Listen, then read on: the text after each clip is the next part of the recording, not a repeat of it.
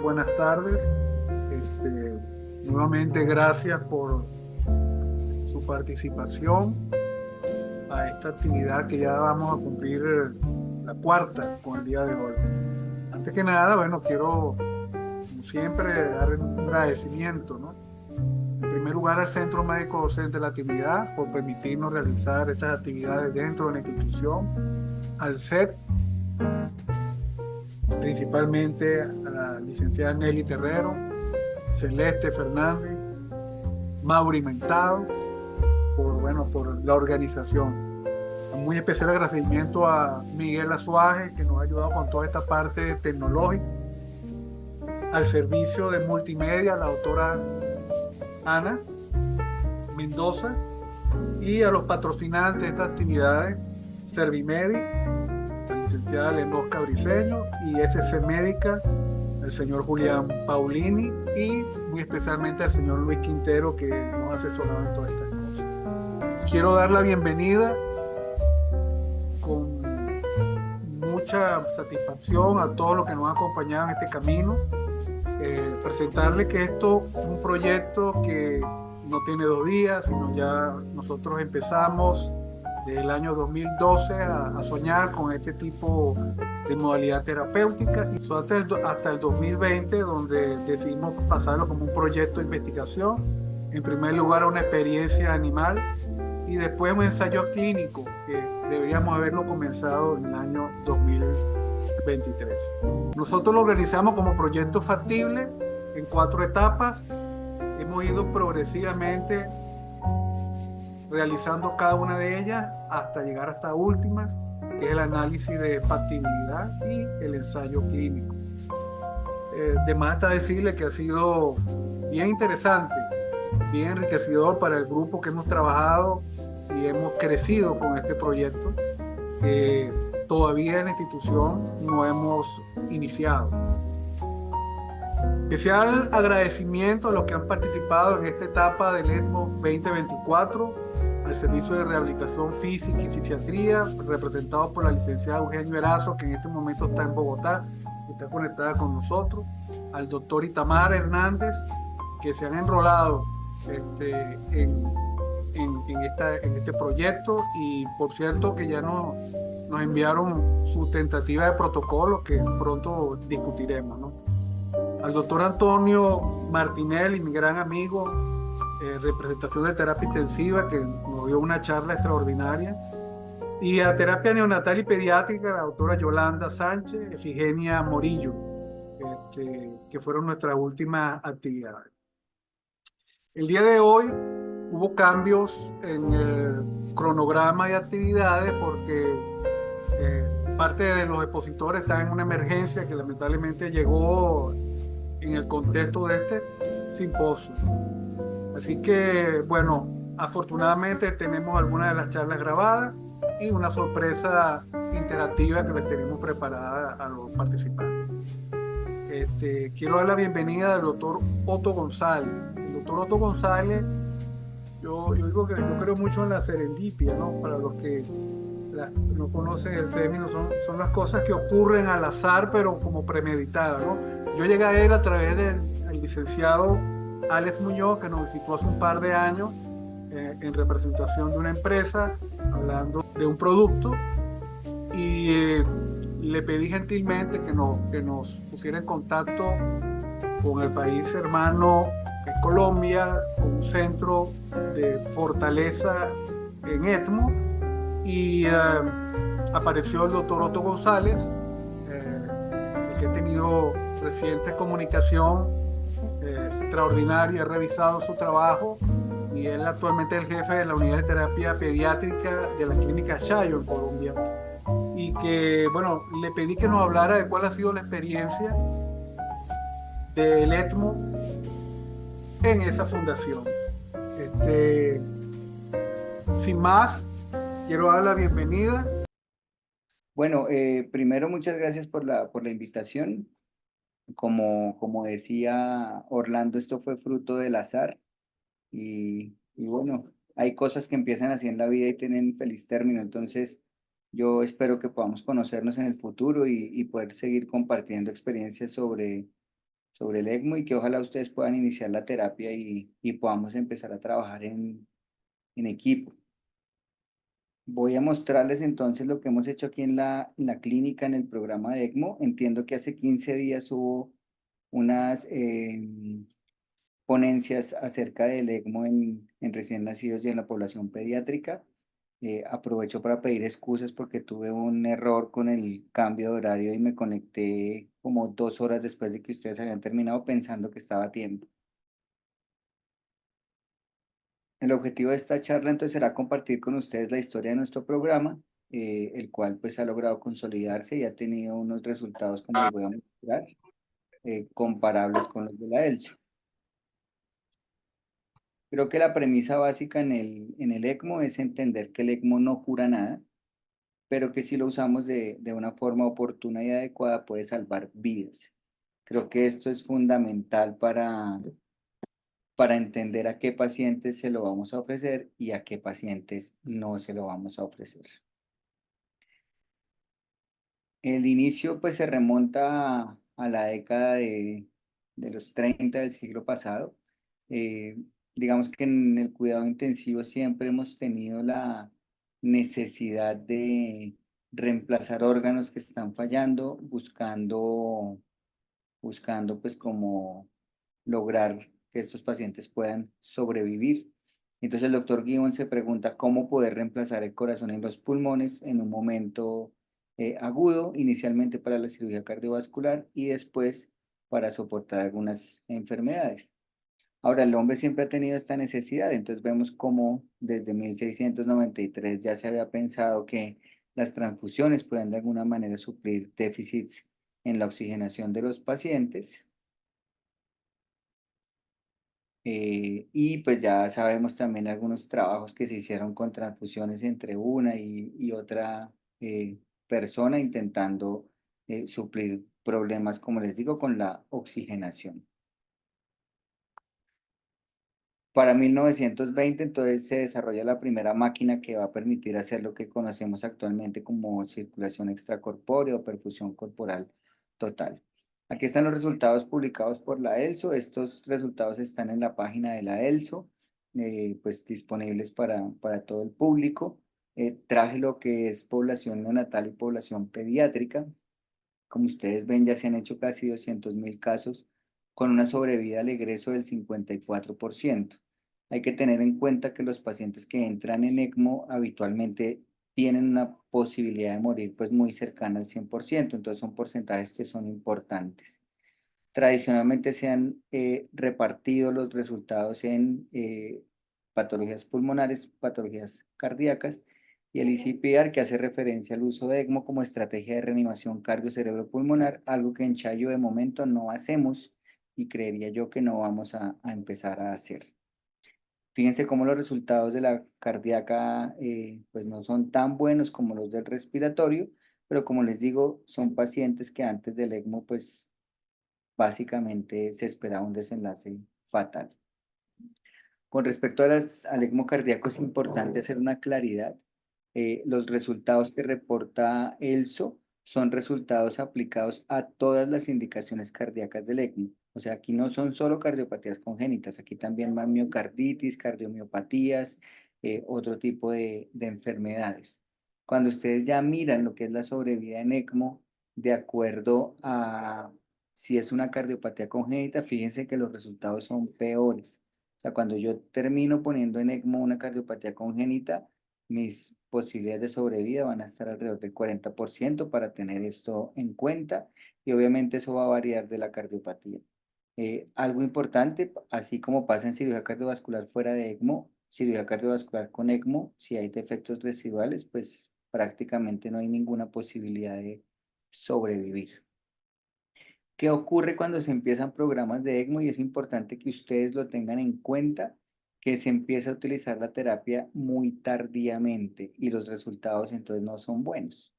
Entonces, si ustedes esperan a que el paciente que ingresa a la UCI, que empieza a aumentar el score inotrópico, que tiene una evaluación ecocardiográfica con una disfunción ventricular o biventricular, empiece a dejar de orinar, a aumentar el lactato y cuando ya está en una condición premortem piense en ECMO, pues seguramente el resultado no va a ser bueno.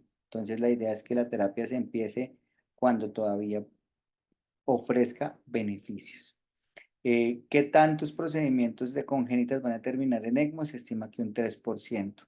Entonces, uno de los mensajes iniciales es que ECMO hay que ofrecerlo tanto para patología cardíaca como para patología respiratoria, porque la respiratoria es mucho más frecuente y con mejores resultados. ¿Qué ha ocurrido históricamente en los centros y hay que aprender de experiencias pasadas? Habitualmente es una tecnología que se empieza en la población pediátrica, después se empiezan a dar cuenta que los respiratorios son más frecuentes y después los adultos empiezan a darse cuenta que es útil para sus pacientes y entonces la curva cambia y la población de adultos empieza a superar a la población pediátrica. Esto se ve reflejado en esta gráfica de la ELSO, donde se muestra cómo desde 1990 hasta el 2021, en las barras rojas, ustedes pueden ver los centros que se han creado y los centros pues ya están cercanos a los 600 centros. Con la línea azul vemos la cantidad de casos que hemos tenido, que ya les había mostrado que estábamos cercanos a los 200.000. Pero pues el aumento es importante. Hay dos marcadores importantes. El 2009 porque fue cuando vino la epidemia de H1N1 y pues ahorita para 2020-2021 se consolidó con la pandemia del COVID-19. Algo importante que quiero mostrarles en esta gráfica es que la ELSO antes discriminaba la sobrevida al momento de la decanulación de la sobrevida del hospital. Y fíjense cómo hay pacientes que se pierden, que se logran decanular, pero que no logran salir del hospital. Entonces, esto es una fase importante que debemos trabajar, que es cómo lograr que los pacientes decanulados realmente salgan vivos del hospital. Para la pandemia del COVID, entonces pueden ver ustedes cómo se utilizó ECMO en diferentes edades y cómo la población pediátrica, que es la que está aquí en naranja, es la que tiene mayores posibilidades de sobrevida. En la medida que los pacientes van aumentando su edad, las posibilidades de salir vivos del ECMO pues van disminuyendo. Allí vamos entendiendo pues a qué pacientes se les va a ofrecer y no. Como les digo, esto fue para COVID-19. En neonatos, entonces, hay varias patologías que llevan a estos pacientes a requerir ECMO. Tal vez una de las que tiene mejores desenlaces es la hipertensión pulmonar persistente del recién nacido. Y si recordamos o miramos nuestra experiencia, habitualmente estos son pacientes que vienen de gestaciones a término, que por alguna razón terminan en una cesárea, hacen alguna complicación y hacen algo de sufrimiento fetal o de asfixia o de dificultad respiratoria y a veces terminan en un cuadro de hipertensión pulmonar persistente del recién nacido y terminan falleciendo. Este grupo tiene una sobrevida en ECMO del 94%, entonces es un grupo que es bien interesante para trabajar. Una ventaja grande que tiene ECMO es que es una terapia que desde que se formó la Organización de Soporte Extracorpóreo, que es la ELSO, a la cual todos los centros del mundo que hacen ECMO están reportando sus pacientes. Esto permite pues tener un registro global prácticamente en tiempo real. Y lo otro importante es que desde la ELSO se desarrollan recomendaciones que se están actualizando frecuentemente. Ya vamos en la sexta edición del libro rojo. Esa de hecho yo la tengo, yo podría hacérsela llegar a Orlando para que la pueda compartir con ustedes y puedan tener pues acceso al último libro. Se reúnen, como les digo, datos de todos los centros, se comparan resultados porque yo sí creo que es importante uno compararse con otros centros y se intercambian ideas porque hay cosas que de pronto hacemos en Colombia que en Venezuela no se hacen, que son útiles y viceversa y qué bueno poderse alimentar de esas experiencias. Ya lo que tiene que ver con la historia nuestra en la clínica, eh, quiero pues decirles primero que esto es fundamental el trabajo en equipo y que se haga un trabajo concienzudo para fortalecer el grupo. Entonces esto empezó en el 2010, se hizo un entrenamiento en Texas, allá fueron estas personas, básicamente un anestesiólogo, una enfermera, una perfusionista, un intensivista pediatra y un cirujano cardiovascular, porque como les digo, inicialmente se planteó solo para la población pediátrica. Actualmente Chayo hace mucho más adultos que niños, como ha pasado a nivel mundial. Esta es la edición número 5. Como les digo, ya tengo la número 6 que les vamos a enviar cuando terminemos la charla. Hizo una revisión completa del libro, capítulo por capítulo en todo el grupo. Y ya para el 2013 pues empezó todo un entrenamiento teórico práctico tanto institucional como extrainstitucional. Nosotros empezamos a hacer ECMO en este punto, en el 2012, pero nos seguimos entrenando frecuentemente. Y ya para el 2016 nos vinculamos a la ELSO. En el 2018 empezamos a hacer transporte terrestre, porque una situación que ustedes van a vivir es que hay pacientes que necesitan ECMO, pero cuando uno necesita ECMO y está en otro hospital, es muy difícil sobrevivir el traslado a la ambulancia. Entonces lo que hacemos es que vamos hasta ese centro, canulamos el paciente y regresamos a Chai. Ya a nivel nacional pues se generó la necesidad, entonces desde el 2020 estamos haciendo transporte aéreo y ya para el 2021 tenemos una unidad exclusiva de soporte vital extracorpóreo. Nosotros inicialmente los pacientes en ECMO los teníamos en la unidad de cuidado intensivo con los otros pacientes, ya los tenemos en una unidad que es exclusiva de soporte extracorpóreo. Para el 2022 aplicamos a la ELSO como centro de experiencia. Actualmente tenemos una categoría Gold, que fue la que recibimos en este año 2022. Y pues digamos que vamos en ese camino. Como les digo, aquí es importante el trabajo en equipo y es un trabajo en equipo que incluye todas las especialidades. Obviamente el centro de atención de nuestro programa pues son nuestros pacientes, pero alrededor de ellos giran las unidades de cuidado intensivo, las familias que son fundamentales, los intensivistas, los anestesiólogos, las especialistas en ECMO, el grupo de fisioterapia, el grupo de perfusión y el grupo de enfermería que está ayudándonos con todo este soporte. Tenemos varias especialidades médicas que están allí incluidas. Creo que es importante que todas conozcan cómo es la terapia, las particularidades de la terapia, eh, la necesidad que tienen algunos pacientes en ECMO de ir a cirugía y entender que el estado de la coagulación no va a ser el mejor, que el cirujano pues de pronto investigue y se forme sobre lo que son ciertas intervenciones en ECMO. Enfermería también tendrá que hacer algunas modificaciones, el grupo médico también, pero pues finalmente lograr consolidar un grupo. Algo que pues es importante es el apoyo institucional. ECMO es una terapia costosa. ECMO es una terapia con estancias hospitalarias prolongadas, eh, pero pues es una terapia que muestra resultados satisfactorios al final. Entonces es importante pues que la institución esté comprometida con el inicio de la terapia. Sí, como les decía, es importante pues convertirse en un centro de excelencia, o sea, hacer las cosas de la mejor manera posible, tener todo el grupo de educación trabajando de la mano, uno, para educar a la gente que está haciendo parte del programa y dos, para empezar a ofrecer programas de educación a otras instituciones y, por supuesto, pues empezar a generar conocimiento basado en la investigación. Pues reitero, el apoyo de las directivas es fundamental por el talento humano que se necesita, por la infraestructura y toda la parte logística. Es importante el entrenamiento continuo, eh, algo que pues no sé en Venezuela cómo lo estén trabajando ahorita, pero pues debe haber una remuneración económica acorde al perfil de cada uno. Hay que empezar a generar todos los protocolos y guías de manejo. Como les decía, si empiezan a hacer ECMO y quieren ofrecerlo a otros pacientes allí en Venezuela, pues va a ser imperativo montar el programa de transporte y aplicar a un centro de excelencia. Eh, Toda la parte de la infraestructura pues que se necesite y desde el punto de vista logístico pues seguramente tendrán que volverse un centro de costo independiente. Aquí les voy a compartir un video de nuestra unidad.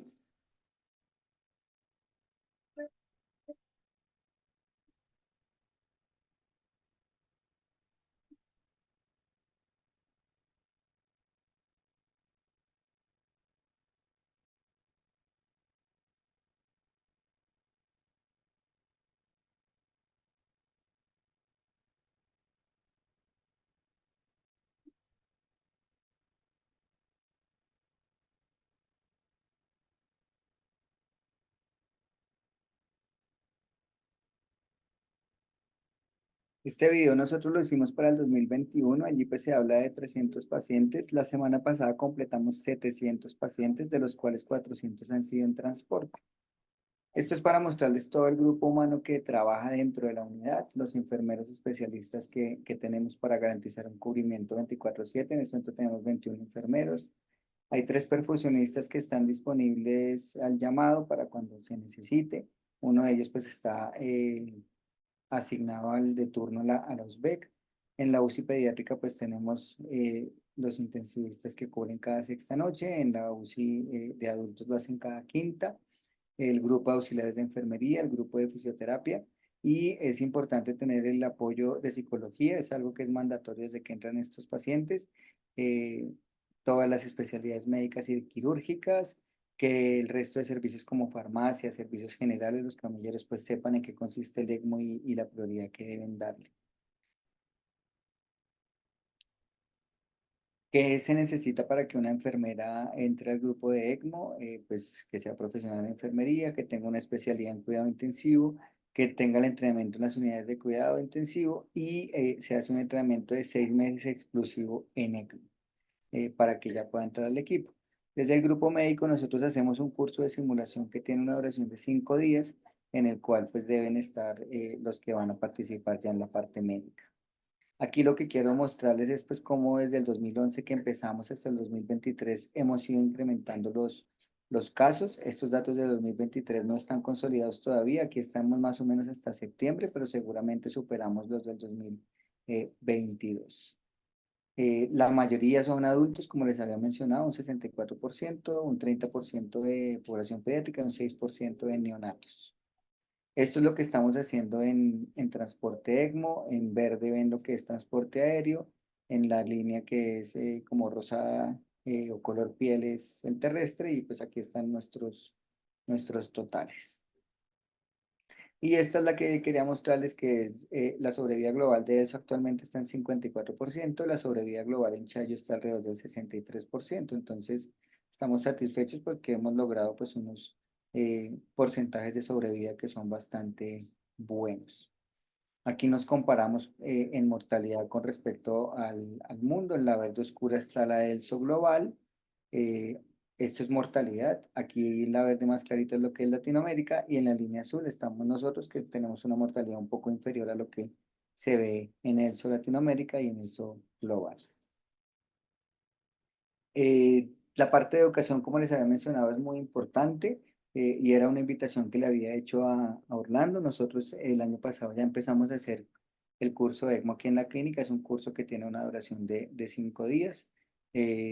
Tenemos plataformas de educación virtual, apoyamos el diplomado que se hace en Monterrey, que sería la otra opción que podrían tener en caso de que deseen entrenarse.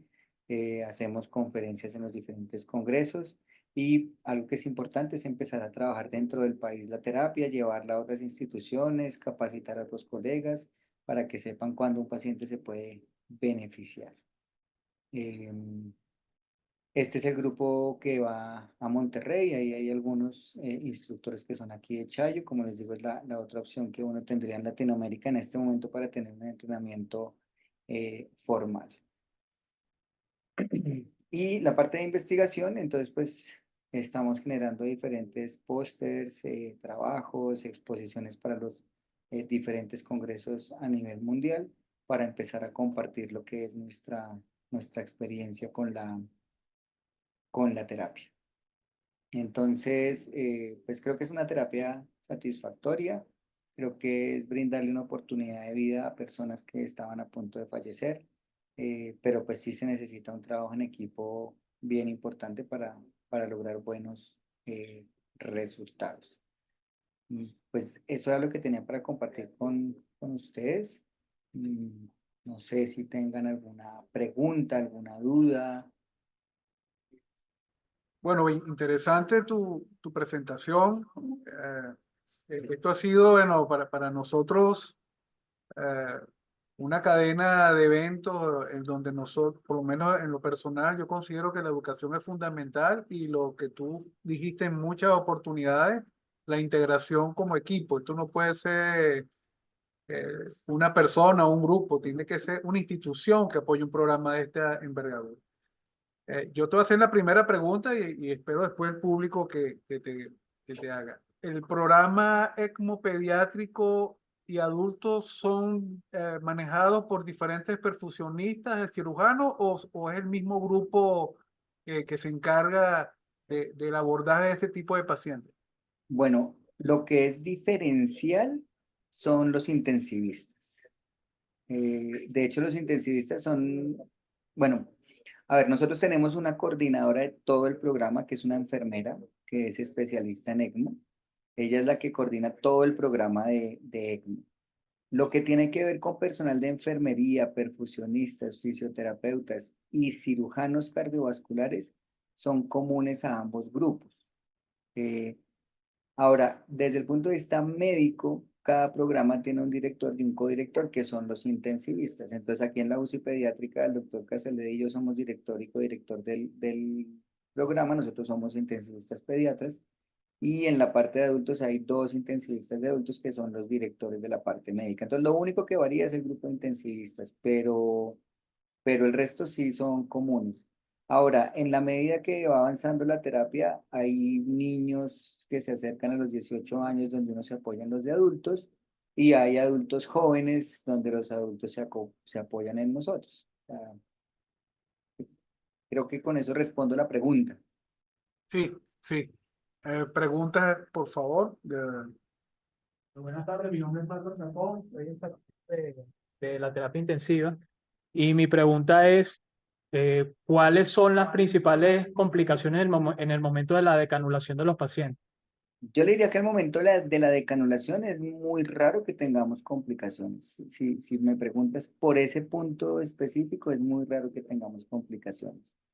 Con respecto a la terapia, las complicaciones más frecuentes y más aburridoras son las complicaciones relacionadas con la coagulación, es decir, sangrados o a veces algunos fenómenos trombóticos. Tenemos dificultades, por ejemplo, cuando tenemos que hacer intervenciones quirúrgicas en los pacientes en ECMO. Ejemplo, neumonía complicada que hay que hacer una decorticación, cardiopatía congénita que hay que reintervenir, anomalías de la vía aérea que hay que corregir en ECMO para poder pensar en salir de la terapia. Pero puntualmente con la decanulación tenemos pues como protocolos muy bien establecidos para no tener complicaciones en ese momento. No hemos tenido, por ejemplo, pacientes que fallezcan al momento de la decanulación o que al momento de la decanulación regresen a la terapia intensiva con un choque hemorrágico que no se pueda controlar, no. Eh, no sé si tu pregunta es puntualmente el momento de la decanulación o de pronto más relacionada con todo el curso de la terapia. ¿Cómo están anticoagulando esos pacientes? ¿Con heparina o están utilizando otras drogas? Nosotros estamos usando heparina. Yo creo que la coagulación, Orlando, para todos los compañeros, es la dificultad más grande que hay en ECMO. O sea, el reto grande que hay en ECMO es la anticoagulación. De momento, la mejor terapia sigue siendo la heparina regular. Ahora, a nivel mundial, se están haciendo trabajos con inhibidores directos de la trombina o con otro tipo de intervenciones, pero de momento, en la experiencia que tenemos en Chayo, lo que seguimos utilizando es heparina regular. La usamos al momento de la canulación y después de esto, sobre todo en la población pediátrica, pueden pasar varios días sin heparina, solo con la dosis de la canulación se mantienen anticoagulados varios días. Ya en la medida que empiezan a crecer los pacientes, sí que en las primeras 24 horas tenemos que empezar la anticoagulación con heparina. Bueno, buenas tardes, Luis Parada, Medicina Física y Rehabilitación. ¿Cómo planifican ustedes el programa de rehabilitación precoz en este tipo de pacientes? ¿Existen algunos tipos de parámetros, por ejemplo, unidades metabólicas, o solamente hacemos un programa de movilizaciones pasivas según las condiciones del paciente? ¿O cuál es la visión desde el punto de vista de reeducación, desde el punto de vista funcional en este tipo de pacientes? Gracias por la pregunta porque fue algo que evidentemente no mencioné. De pronto sí pudieron ver en algunas de las fotos pacientes que sacábamos a las terrazas, que ya teníamos extubados. Entonces, sí es un punto muy importante la rehabilitación.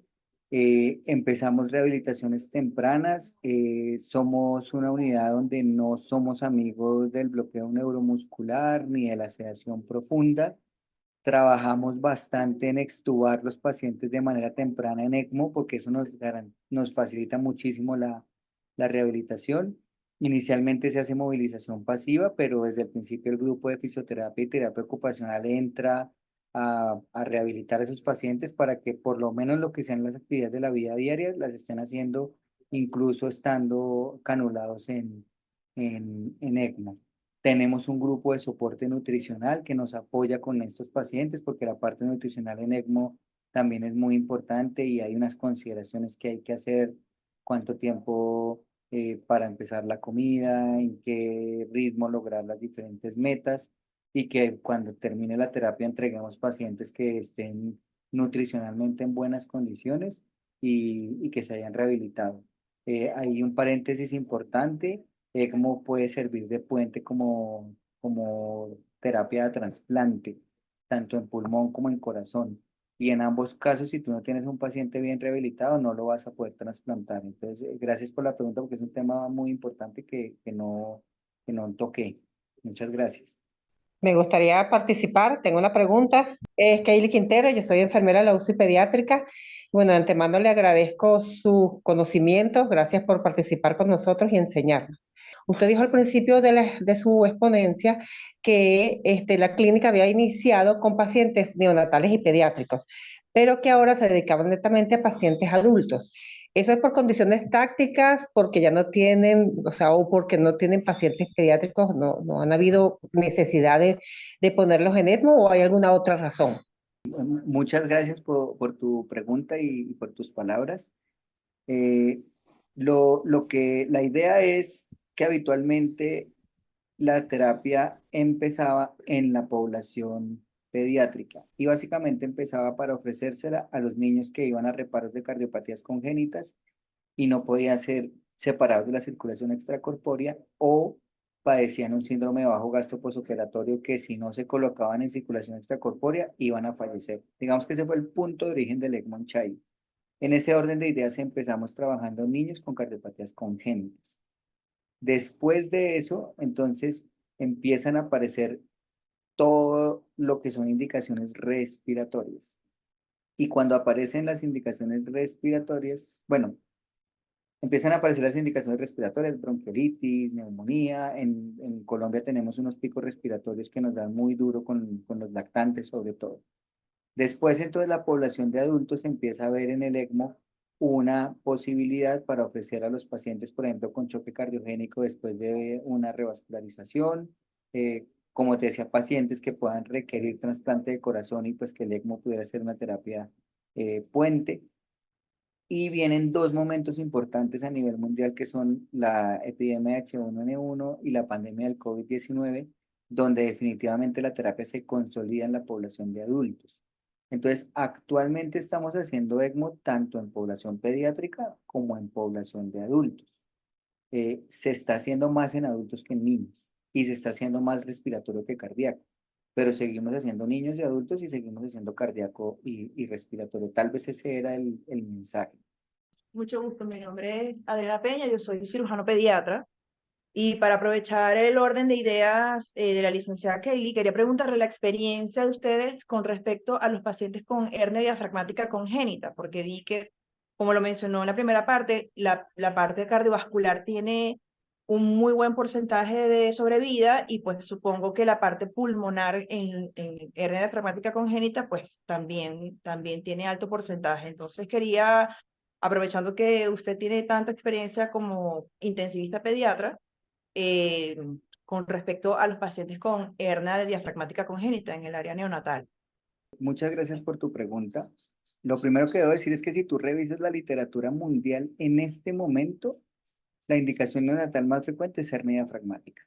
Entonces, pues la pregunta es bien relevante.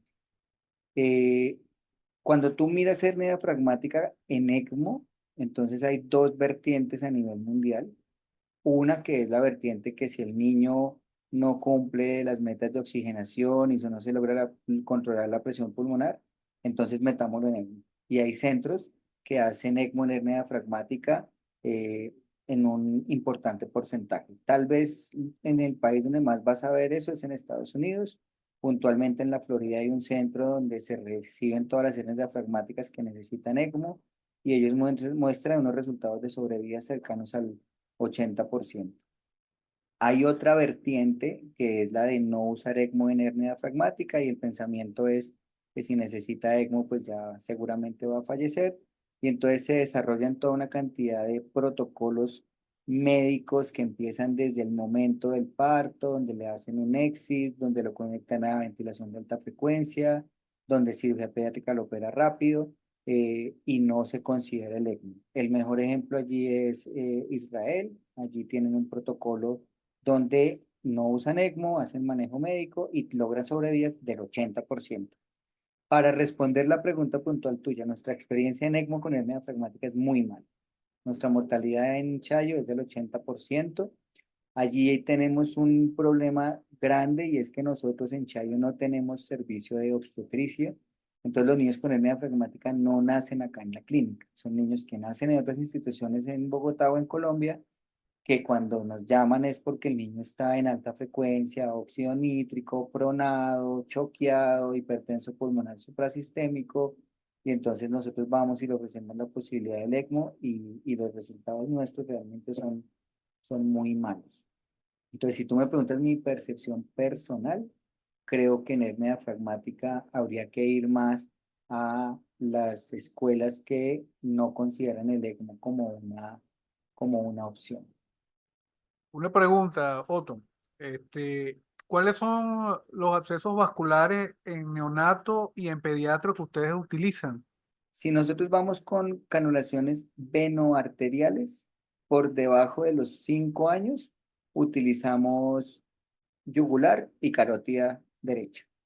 Si vamos para venoarteriales por encima de los 5 años, utilizamos yugular y arteria femoral con un riesgo altísimo de pérdida de la extremidad. Para los venovenosos, entonces utilizamos acceso yugular y femoral y estamos en mora de conseguir, pues ya en adultos se hizo la consecución, en niños estamos buscándolo, de tener cánulas doble lumen. ¿Hacia qué horizonte va el ECMO a nivel mundial? Que las canulaciones venoarteriales, que serían yugular y carotidia en menores de 5 años, o yugular y arteria femoral en mayores de 5 años, o canulación central para cualquier edad, se reserven únicamente para los niños que tienen un compromiso cardíaco muy marcado y que todo lo que sea ECMO respiratorio vaya con, ojalá, cánulas bilumen que se ponen a través de la yugular o ya se han desarrollado algunas cánulas femorales que sí nos permiten hacer yugular y femoral en niños más pequeños. Pero en Chayo, en niños, habitualmente nos vamos venoarteriales en el cuello derecho. Las medidas, menores de 5 años, Las medidas, me está preguntando la doctora, las medidas en French en menores de 5 años, ¿cuáles usan ustedes? Bueno, tenemos que calcular el flujo del ECMO que vamos a necesitar. En los neonatos estaremos alrededor de 100 a 150 mililitros kilo minuto y en la medida que vamos creciendo pues esos números van bajando hasta los preescolares que estamos alrededor de 80 mililitros por kilo minuto. Hay unas tablas donde tú haces un cálculo que se llama la presión de caída. Entonces en la presión de caída tú miras el French de la cánula, miras el flujo máximo que le vas a ofrecer y tienes que estar por debajo de una constante. Pues habitualmente nosotros tenemos cánulas desde 6 French. Lo que tenemos que hacer es mirar el flujo que le queremos dar al paciente y mirar la presión de caída. Digamos que el punto ideal de la cánula es que te garantice un buen flujo, pero que no obstruya por completo el vaso. En ese orden de ideas, muchas veces, hasta que el cirujano no puede ver el vaso, pues no se puede hacer una idea de qué cánula va a utilizar. Uno se puede apoyar en la ecografía y hacer una ecografía de vasos del cuello, mirar los tamaños y con base en eso pues definir qué cánulas va a utilizar. Pero digamos que hay valor del trabajo en equipo.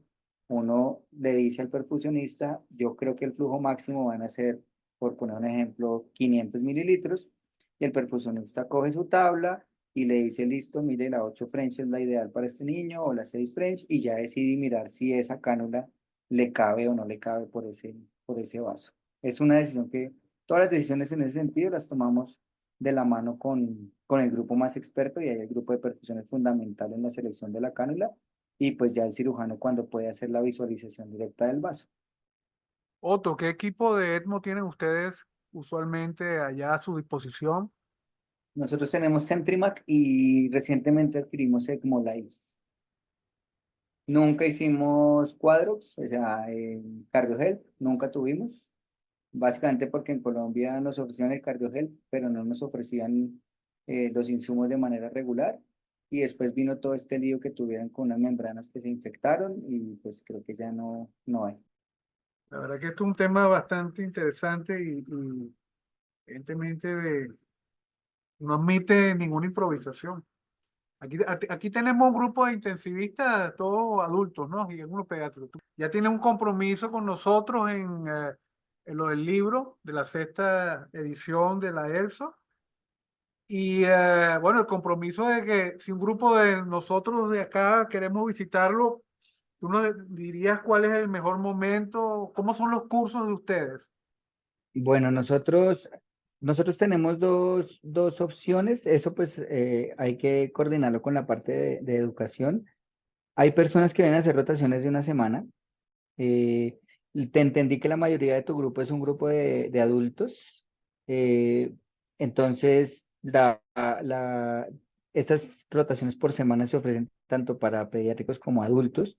El costo lo desconozco. Como te digo, eso habría que hablarlo con educación, pero pues sé que tampoco es tan costoso. Y entonces vienen, están una semana con nosotros, les mostramos las unidades, les enseñamos a purgar los circuitos, revisamos pues toda la literatura que se pueda. Por supuesto, pasamos rondas o revistas con los pacientes que están en ese momento en las diferentes unidades.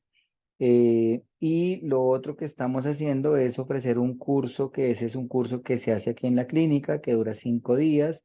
Es un curso con simulación de alta fidelidad, donde pues se persigue que los estudiantes adquieran ciertas competencias. Ese sí pues es un poco más costoso. Entiendo que habría como hacia el mes de mayo. Yo me comprometería contigo a que apenas sepa la fecha del curso, te enviaría el brochure y te mandaría el correo de educación y de la jefe Estefanía, que es la coordinadora del programa, para que también exploren la posibilidad de venir, si quieren venir una semana a hacer como una pasantía, por decirlo así. Em, Como te digo, ya mismo te pongo en tu WhatsApp el libro, quedo pues a las órdenes de ustedes para lo que necesiten y pues ojalá que este proyecto pueda llegar a un feliz término allá en Venezuela. Para mí es un verdadero gusto, siento que somos como hermanos, entonces ha sido una oportunidad muy bonita la de hoy. Con mucho gusto voy a estar para el resto de las ponencias que hay y reiterarte mis excusas por lo que pasó hace 15 días. Un gran placer para nosotros y te tomamos la palabra. Bueno, si no hay más preguntas, podemos pasar al siguiente tema que va a ser también grabado porque el equipo quirúrgico está operando ahorita, ¿no? Yo me escapé hoy. Son abscesos vasculares, la va el doctor Chadi Nasser, que está operando en una emergencia, pero precavidamente no había dado grabado su ponencia, ¿no? Buenas tardes, continuando con el programa académico de ECMO, les voy a hablar hoy de los accesos vasculares. El manejo de pacientes que reciben soporte de vía extracorpórea, SLS, requiere un completo entendimiento de la fisiología respiratoria y cardiovascular, oxigenación tisular y del metabolismo basal. La aplicación de estos principios fisiológicos al cuidado de los pacientes en SLS, combinado con la comprensión del intercambio y entrega de oxígeno en el circuito ECMO, es central para el éxito de esta terapia tanto en recién nacidos, niños y adultos. El sistema de oxigenación por membrana extracorpórea ECMO no es más que un soporte vital cardiopulmonar, donde la sangre se drena hacia un circuito extracorpóreo que es impulsado por una centrífuga a través de una membrana de oxigenación. donde se satura la hemoglobina con oxígeno y se remueve el CO2 antes de devolverla al torrente sanguíneo del paciente. Las diferentes modalidades de soporte de vía extracorpóreo son tanto el ECMO, que puede ser en sus variedades venoarterial, venovenoso arterial y venovenoso, y aquellas que nada más remueven el CO2. Las indicaciones del ECMO venovenoso son las siguientes: falla respiratoria hipoxémica, falla respiratoria hipercárdica, fallo de injerto pulmonar, fístula broncopleural, cirugía compleja de las vías aéreas. Las contraindicaciones: aquellos pacientes que tengan una FIO2 más de 90 con una presión plató de más de 30 por más de 7 días y estén inmunosuprimidos, que tengan una edad avanzada, pacientes terminales, pacientes que han tenido un paro no reanimado, contraindicación para la anticoagulación o otras o negación a recibir hemoderivados. Las indicaciones del veno arterial son angioplastias de alto riesgo, shock postcardiotomía, miocarditis, arritmia ventricular con compromiso hemodinámico, shock cardiogénico reversible.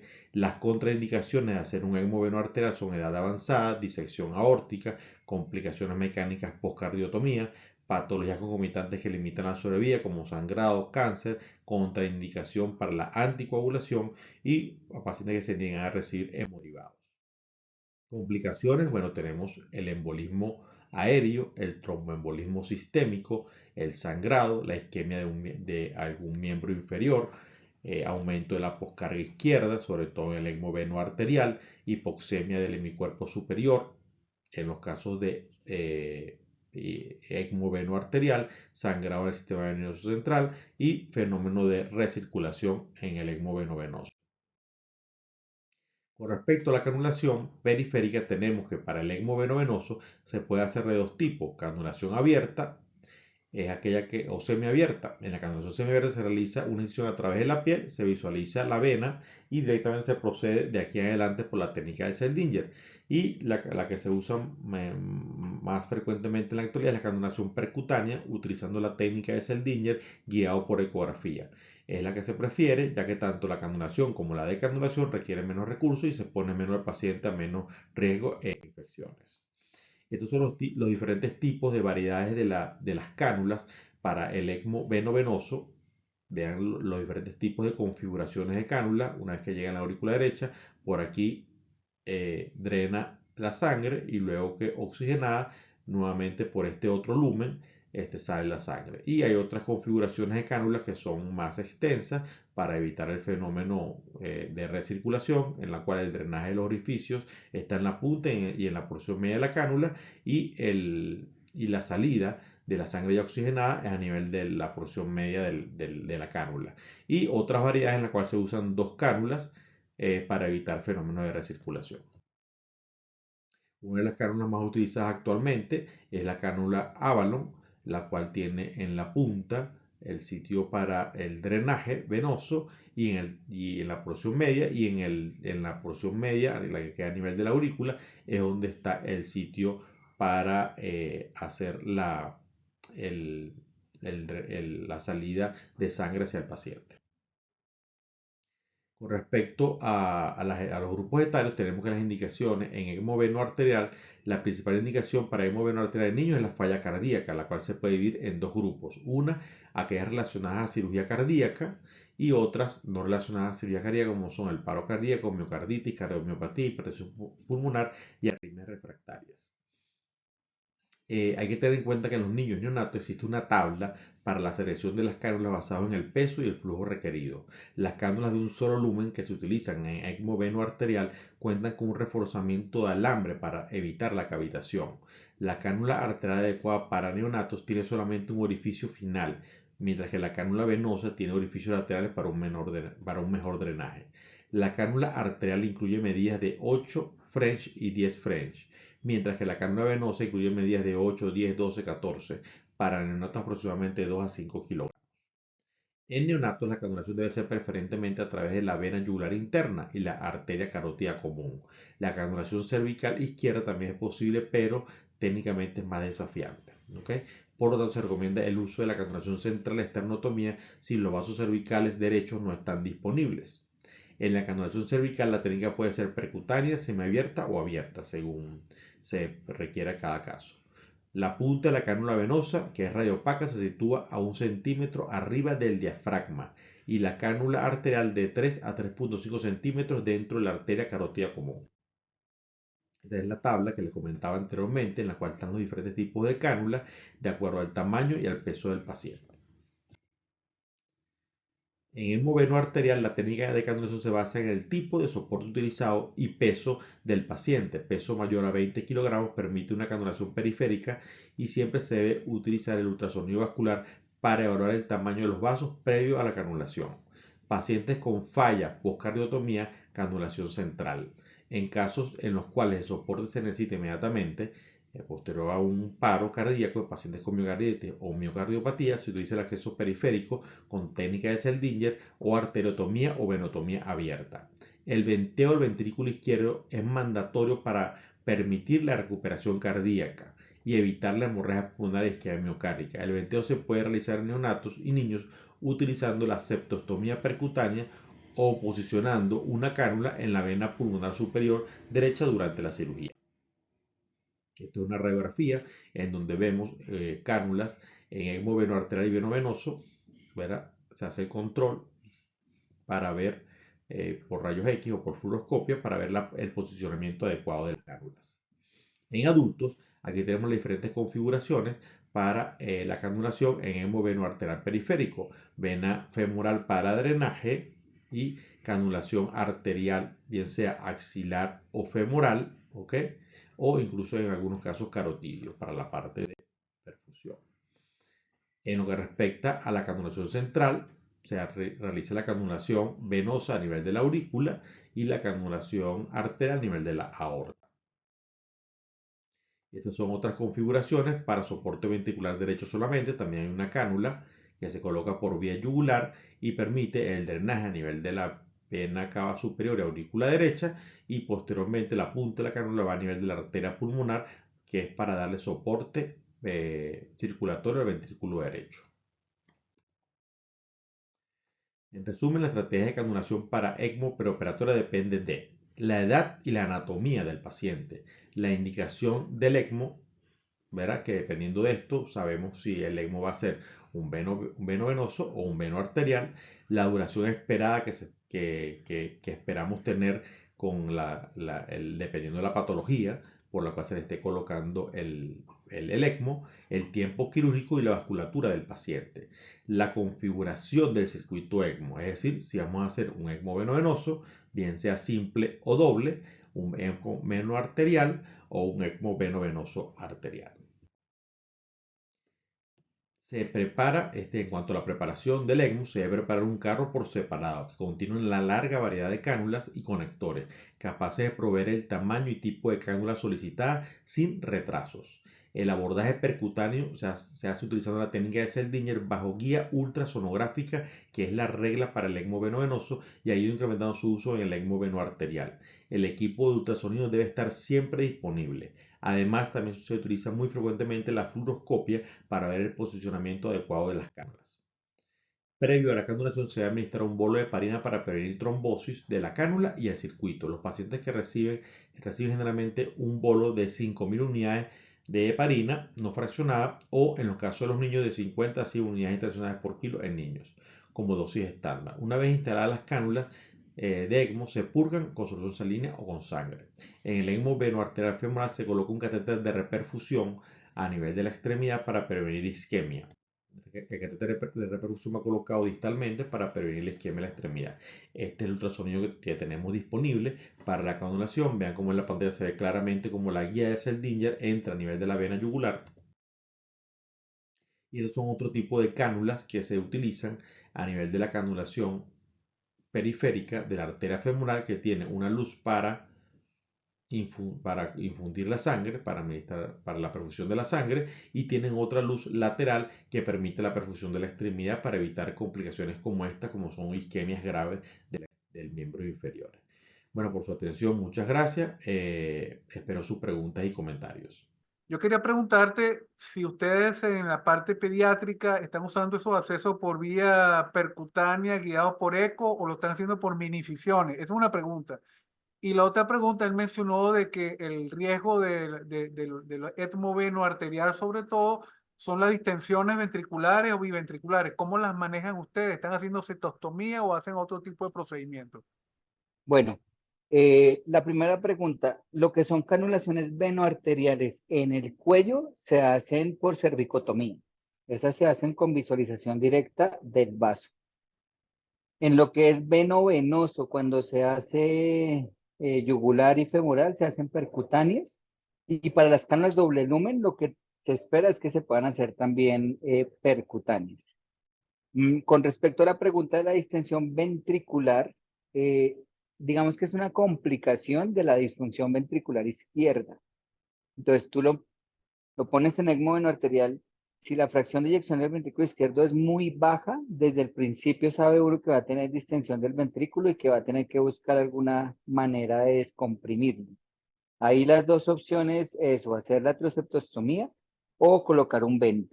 Nosotros habitualmente nos enfrentamos a esa situación en posoperatorio cardiovascular, entonces lo que utilizamos es el vent, o sea, una cánula que está drenando la aurícula izquierda. Tuvimos un caso de una miocarditis que nos tocó hacer la descompresión y se hizo por atrioceptostomía. Deben entender, en los casos postquirúrgicos, lo sacan con el VEN desde quirófano. Si la disfunción ventricular izquierda es muy severa, sí, lo sacamos con un VEN desde el principio. En terapia, de nuevo, ¿es la septostomía el método de elección o lo llevan nuevamente a quirófano? Si es un posoperatorio cardiovascular, lo llevamos al quirófano y le colocamos un VEN. Si la patología que generó la distensión ventricular no es quirúrgica, como es la miocarditis, sí optamos por la trioceptostomía o una trioceptectomía, porque hacer la trioceptostomía en niños grandes no es tan fácil. Gracias Otto, nuevamente. Bueno, quédate con nosotros porque ahorita vamos nosotros los cirujanos pensando en que verá que evitar las complicaciones, estamos muy inclinados a empezar el programa ECMO acá con vía percutánea, por canulación percutánea. Otra pregunta. Cuando lo hacen percutáneo en el momento del retiro, ¿qué hacen? ¿Colocan algún tipo de dispositivo o lo llevan a quirófano? ¿Cómo hacen la decanulación en los casos que hacen percutáneo? Las decanulaciones percutáneas, si son venosas, se hacen en la misma unidad y lo que se les ofrece es presión. Para las arteriales, entonces, en algunos casos usamos Flebostop, que es un dispositivo básicamente para hacerle presión ahí controlada con cierta presión que se deja durante una hora. Pero ha habido algunos pacientes que nos han hecho complicaciones como pseudoaneurismas y han terminado en cirugía, pero idealmente optamos por el Flebostop para no tener que volver a abrir. Ahora, las decanulaciones cervicales venoarteriales de los niños, y eso es importante que quede claro ahorita, es cuando nosotros hacemos canulaciones venoarteriales por el cuello, eso implica ligar los vasos, ¿no? Ahí hay dos escuelas, unas que reconstruyen vasos y otras que no. Nosotros no, pero tu pregunta puntual de las percutáneas, sí las hacemos en la misma unidad y les hacemos presión. Gracias, Otto, nuevamente. Mira, quiero que veas ahora porque les prometí, tenemos la idea de esto y uno de los problemas que tenemos es el manejo de este tipo de complicaciones, disecciones, sangramientos, hematomas. Este, creemos, ¿verdad?, que una forma de paliar eso es la repetición de procedimientos en modelos inanimados. Entonces, tenemos ahorita una práctica, una transmisión que nos va a hacer el doctor Manuel Rosito, un radiólogo de nuestra institución, donde diseñamos un modelo,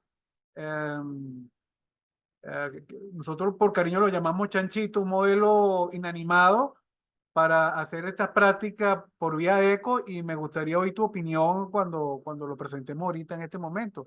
Excelente, hola, buenas, ¿cómo están? Buenísimo, bienvenidos al área de hemodinamia. Yo soy el doctor Manuel Rosito. Primero agradecerles a todos ustedes, ¿no?, por estar aquí con nosotros, bueno, y estar motivados siempre en la innovación y poder llegar más allá, digamos, es lo que más queremos profundamente. a través de todas estas iniciativas, agradecerle al doctor Moreno, bueno, y a todos los que estamos allí, que ya nos llevamos un tiempo conociéndome y bueno, que me han podido tolerar. Hoy simplemente, digamos, vamos a hacer una breboca muy breve a lo que hemos logrado, hemos ido construyendo poco a poco, digamos, con pequeños ladrillos, pero que ya poco a poco se va contemplando como una torre y que va cogiendo cada vez más fortalezas, que es las simulaciones en ECMO para poder llegar a hacer el entrenamiento y poder llegar digamos, a este gran paso que es poder hacer la aplicación de ECMO y ser uno de los primeros centros en Venezuela para eso. Fácil y muy concisamente, antes de pasar a nuestros simuladores, que ya les presentaremos a Chanchito, a Rosso, tienen varios nombres interesantes, pues así hacemos en la parte experimental. Pero dentro del contenido de hoy vamos a hablar un poco de qué ha sido la simulación en el centro médico docente, conceptos básicos que tenemos que tener, que seguro le han explicado mucho mejor que mi persona. Yo simplemente me he englobado un poquito a través de las iniciativas del doctor Moreno y el equipo que necesitamos. Entonces, fíjense, la visión de esto es fomentar la educación médica en Venezuela principalmente, implementar el uso de simulaciones para entrenamiento y adquisición de destrezas, tanto en novatos como en expertos. En diferentes revisiones narrativas que hemos hecho en el centro nos hemos ido dando cuenta, no solo narrativas, sino experimentales, que mejora el aprendizaje en los estudiantes o en los inexpertos, y además los expertos logran consolidar mejor sus aprendizajes en ellos. Fomentaremos el uso de modelos anatómicos para enseñanza en pacientes, realizar simulaciones de procedimientos novedosos y de vanguardia, como seguramente estamos realizando en este momento, y en fin, crear nuestro propio escenario, como el que estamos haciendo hoy.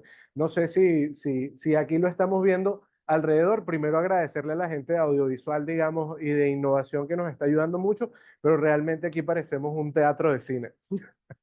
Entonces, los que pueden imaginar cualquier cosa pueden crear lo imposible. Una frase de Alan Turing. Mire, y tenemos a nuestra gente de pediatría. Entonces, fíjense, ese ha sido uno de mis mantras. Voy a citar un poco a Steve Jobs. Concentración y simplicidad. La simplicidad puede ser mucho más difícil que la complejidad y tienes que trabajar duro y pensar con claridad para hacer las cosas simples, pero merece la pena porque una vez que lo consigamos, mueve montañas.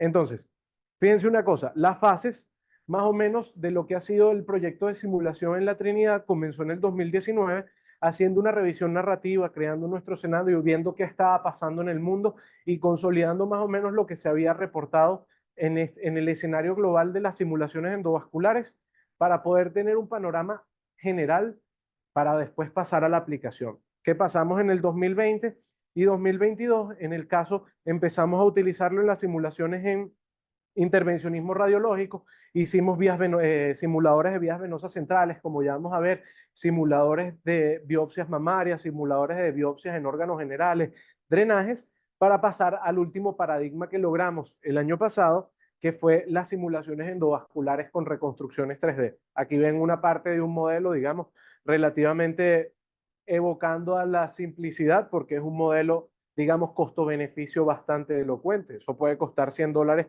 aproximadamente y que permitía al novato adiestrarse a los materiales, adiestrarse a las diferentes, digamos, herramientas y adiestrarse en los procedimientos y sus manualidades.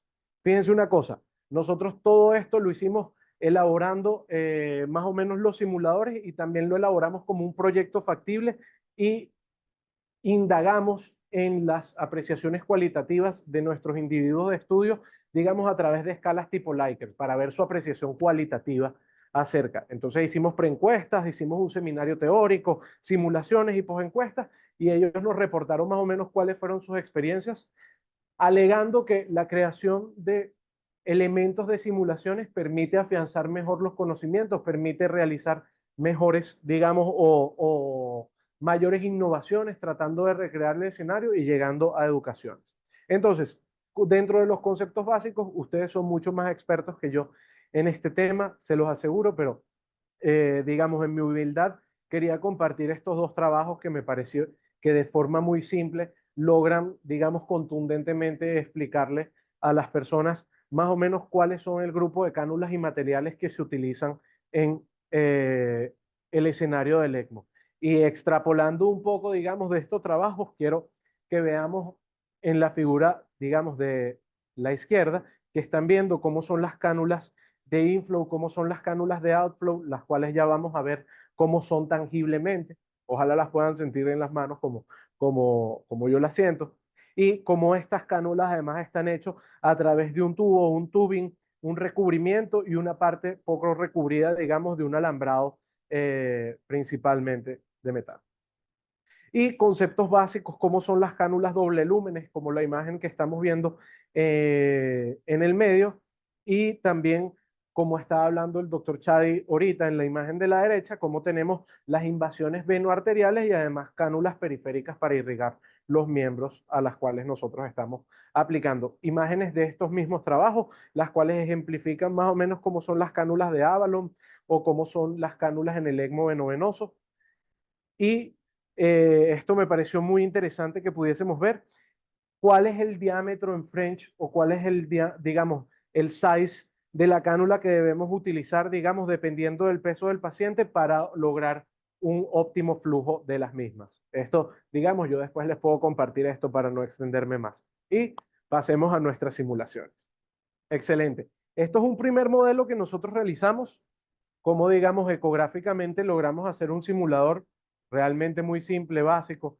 Esto es plenamente gelatina, digamos, a 100 gramos por kilo para poder lograr la resistencia y la renitencia y que al pasar cánulas, digamos, no se rompiese su pared, que es importante, y que logramos obtener la ecogenicidad con preparaciones, bueno, más o menos caseras, que es importante entenderlo. Mientras vamos viendo más o menos cómo ecográficamente se ve, después podemos ver la parte manual. Entonces, fíjense, este es el modelo de gelatina, simplemente un modelo en un molde de plástico. Nosotros lo que hicimos fue con un cautín o con un soldador de estaño, digamos, hacer unos huecos, poner literalmente pitillos, pajillas, a través de ellos, llenarlos de gelatina y después poder hacer este recubrimiento y llenarlos de agua.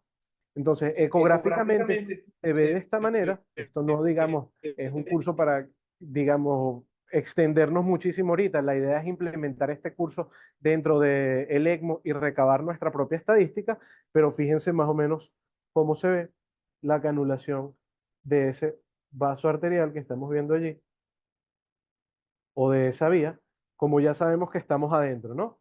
Que ecográficamente se puede visualizar de forma transversal o se puede visualizar también de forma longitudinal, que son las dos formas, digamos, de canulación ecográfica. Otra de las cosas que podemos visualizar, digamos, o que podemos ir viendo, bueno, también para la práctica, el paso de guías, que es importante.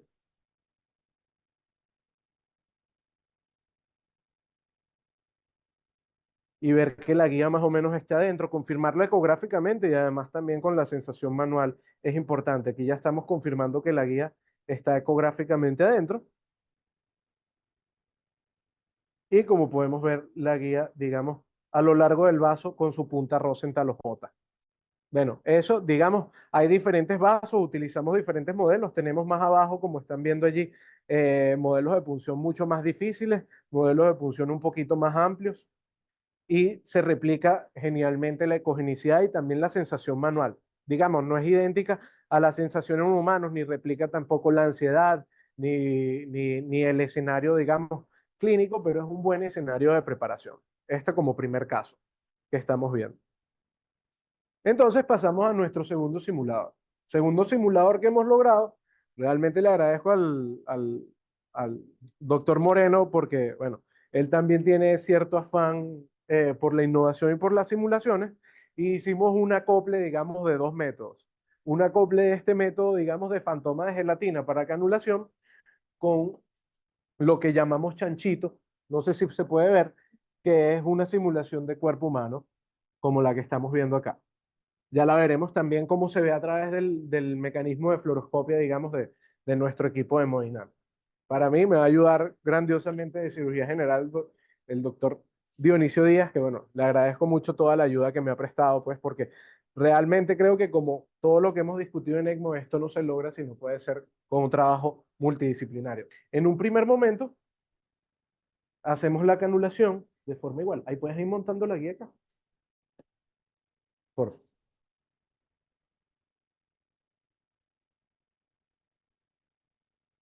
Excelente.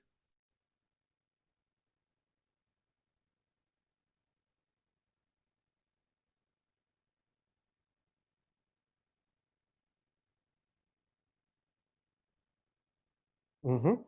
Teóricamente estamos adentro, eso lo confirmamos, digamos, aspirando un poco de agua.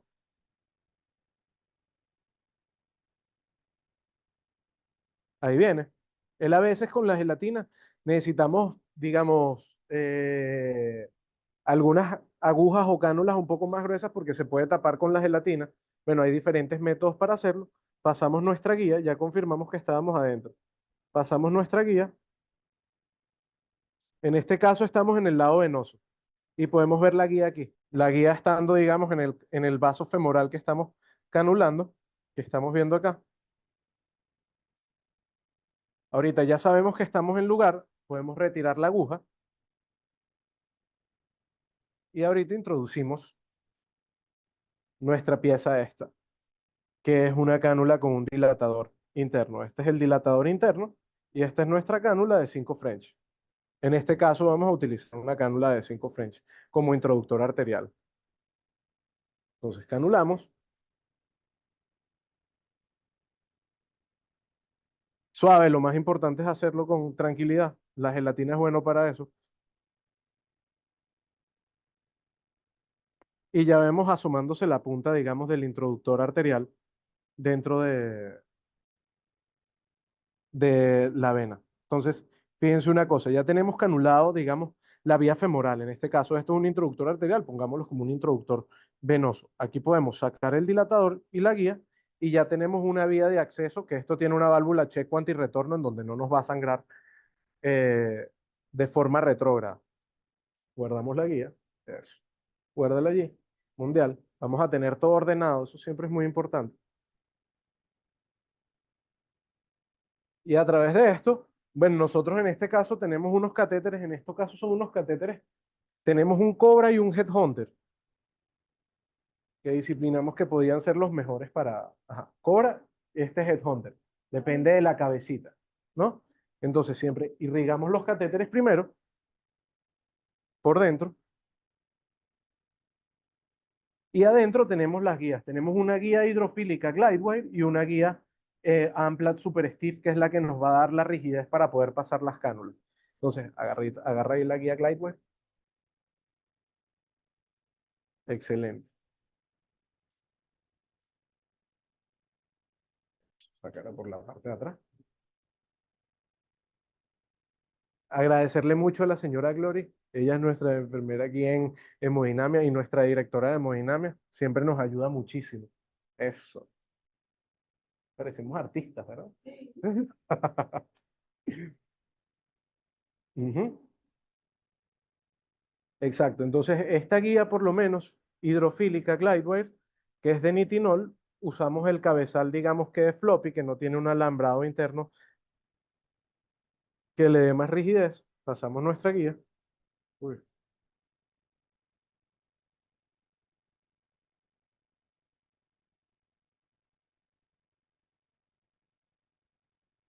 Y ahí tenemos la guía saliendo, ¿no?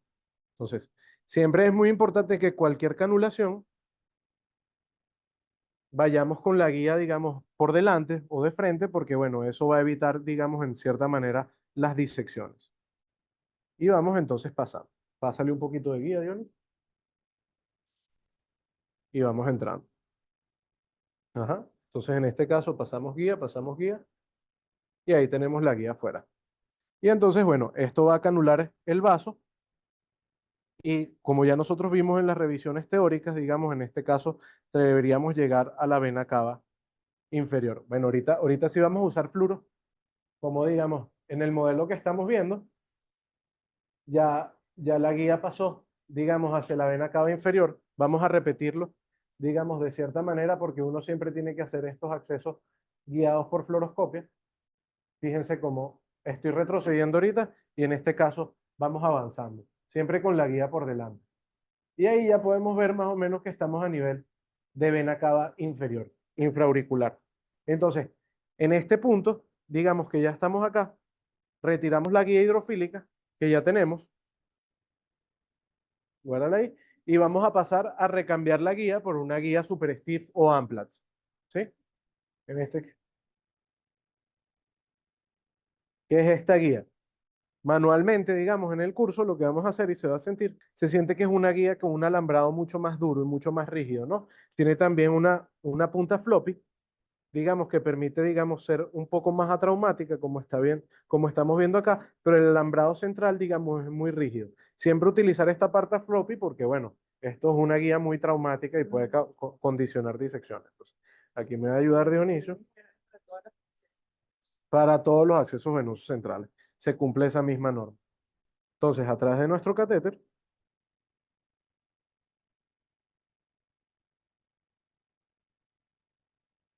nos vamos pasando nuestra guía. Quiero que vean más o menos cómo se ve el paso de la guía. Ahí va pasando, ¿la ven? Entonces ya nosotros tenemos una buena canulación, en este caso. Digamos, perfecto. Entonces, aquí retiramos nuestro catéter.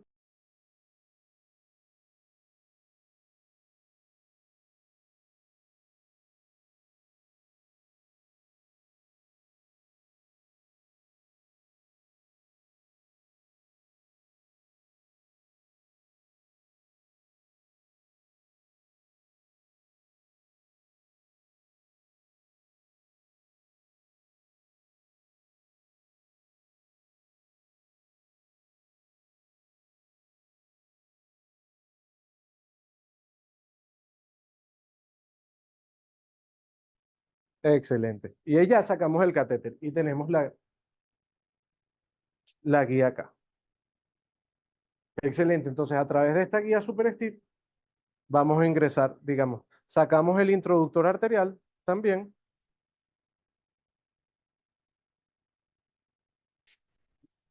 Vamos a introducir la cánula venosa de ECMO en este caso, que es esta que tenemos acá. Esta es una cánula de 22 French, ¿sí? Con su dilatador interno. Excelente. Entonces, vamos allá.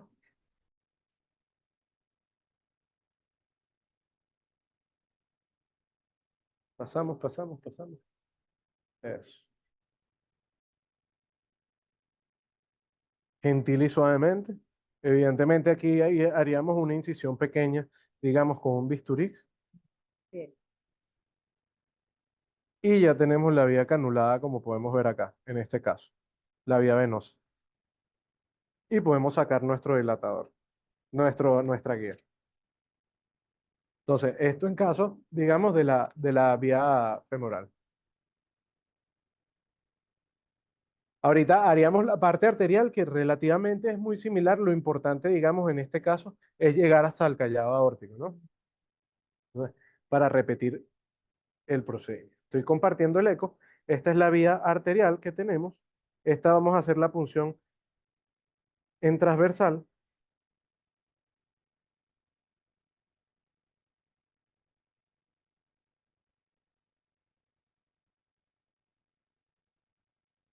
Y ahí ya estamos adentro. Hacemos el mismo procedimiento. Verificamos que estamos adentro. Ya verificamos que estamos adentro. Pasamos nuestra guía.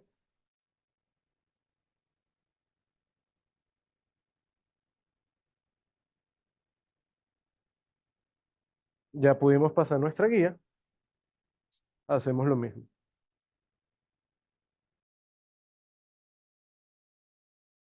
Vamos con el introductor arterial.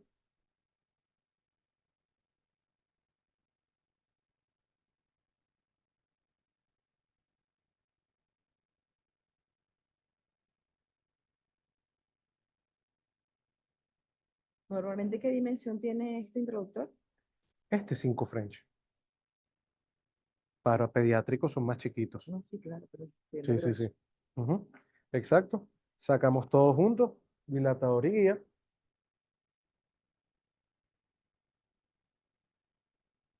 Y ahorita, claro, lo interesante es ver la misma canulación, pero claro, en la parte arterial, que el circuito arterial que hicimos acá, que lo hizo el doctor Moreno, que es bien interesante.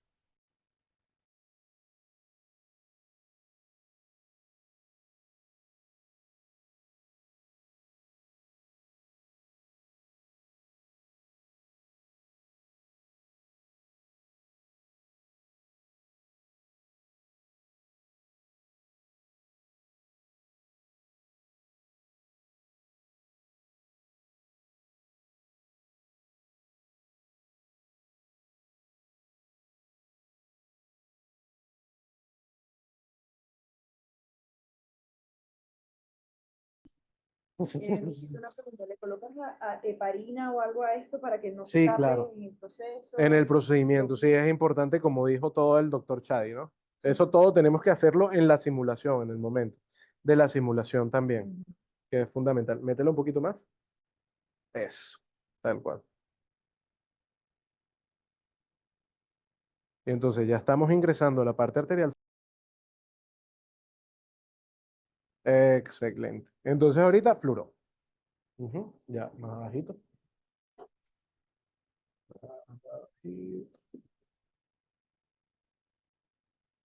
Excelente.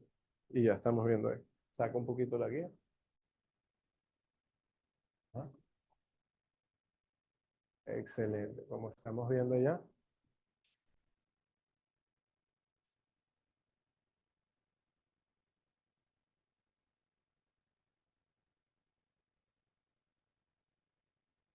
Excelente.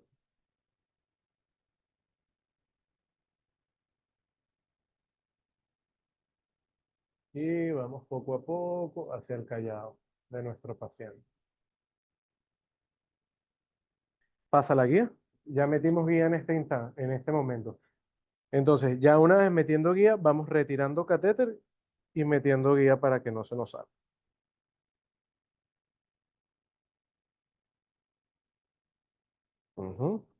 Se viene aquí.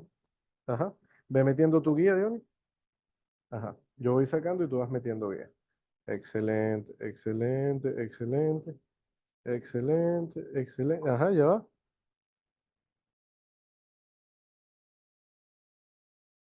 Esto siempre guiado por fluoroscopia al mismo momento, ¿no? Hay que hacerlo. Y ahí está. Ahí está, un pelo dura. Excelente. Ajá. Entonces, buenísimo. Entonces, ya tenemos más o menos esa canulación y tenemos el callado aórtico con nuestra guía. Claro, el siguiente paso es la cánula arterial. Ajá, hay que sacar el introductor arterial.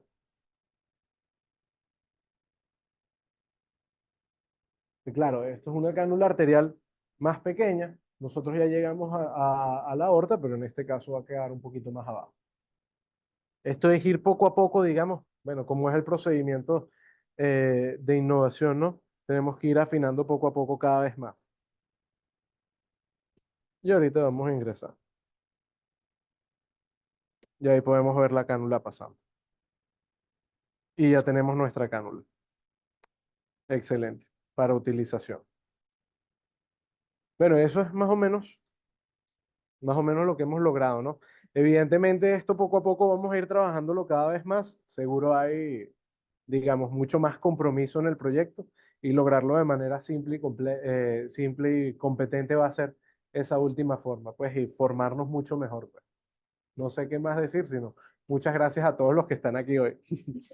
Bueno, definitivamente yo creo que esto es algo que queremos incorporar como parte del programa de entrenamiento para los cirujanos y para los que quieren participar intensivistas, porque yo creo que esto disminuye la morbimortalidad y mortalidad en los accesos vasculares que, como ya lo dijo Otto, pseudoneurismas, disecciones, en fin. Yo creo que no se justifica en centros como este hacer ningún tipo de abordaje sin una guía imagenológica. Otto, ¿qué te pareció nuestra pequeña aproximación, innovación en accesos vasculares? Que me parece que están siendo muy modestos. O sea, es muy bueno lo que están haciendo. A mí la sensación que me queda, Orlando, es que ustedes tienen todo para empezar. Cuenten con nosotros para lo que es centro de simulación y simulaciones como las que nos acaban de mostrar no tenemos. O sea, para clonación percutánea no tenemos. Y pues con el perdón de ustedes, creo que es algo que debemos incorporar aquí en la clínica. Entonces, creo que tenemos oportunidades de aprendizaje mutuos y yo también soy fanático de la simulación. Creo que sí es el punto de partida antes de ir a los pacientes, pero yo creo que tienen muchísimo potencial para tener un programa exitoso. Nombre de todo el equipo, de los que estamos aquí un viernes en la tarde hablando de un proyecto tan ambicioso en nuestro centro y en nuestro país, que no tenemos ningún programa ECMO en Venezuela, aunque tú no lo creas. y que bueno, estamos soñando en ser, si no pioneros, por lo menos ser los mejores, brindándole a nuestros pacientes la mejor opción terapéutica, ¿no? Con buenos resultados. Y con el apoyo no solamente de ustedes, sino con la gente de Naples que nos está apoyando también. Oye, quisiéramos dar estos pasos que estamos apenas gateando con los mejores resultados. Y nuevamente agradecerte que te hayas conectado con nosotros, que nos estés apoyando y no va a ser la última vez que tengamos estas conversaciones en grupo. Muchísimas gracias y desde aquí de Venezuela te damos un buen aplauso. Bueno, y al público, gracias a Servimedic, gracias a SC Medical, hay un gran refrigerio, disfrútenlo y feliz fin de semana.